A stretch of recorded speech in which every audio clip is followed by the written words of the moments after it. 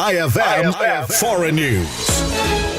Isang high-ranking Buddhist monk sa Sri Lanka ang inaresto at isinailalim sa kustodiya matapos makusahan ng panggagahasa at sexual na pang-aabuso sa isang 15 anyos na dalagita. Kinilala ang suspect na si Venerable Paligama Himaratana Tero, isa sa pinakamataas na ranggo ng mga Buddhist monk sa bansa at tagapangasiwa ng 8 sagradong lugar sa Sri Lanka. Siya ay inaresto kasunod ng rekomendasyon ng Child Protection Authority ng bansa na naunang bumatikos sa pulisya dahil sa hindi agad pagdakip sa kanya kahit kabilang siya sa mga pangunahing suspek sa kaso. Ayon sa ulat, walang inilabas na pahayag si Paligama Himaratana kaugnay ng mga aligasyon. Nakatakda siyang humarap sa korte ngayong 12 ng Mayo. Inaresto rin ang ina ng biktima matapos umano itong masampahan ng kasong pagtulong at pakikipagsabuatan sa pang-aabuso. Naaresto ang monghe habang nagpapagamot sa isang pribadong ospital sa Colombo at iniutos ng hukom na ilipat siya sa prison hospital ng Colombo. Naglabas naman ng kautusan ng immigration authorities upang matiyak na hindi siya makakatakas palabas ng bansa. Bihira umunong mangyari sa Sri Lanka ang pag-aresto sa mga Buddhist monk, lalo na sa mga may matataas na posisyon dahil sa kanilang malaking impluwensya sa politika at mataas na paggalang ng publiko sa kanila. Para sa IFM Foreign News,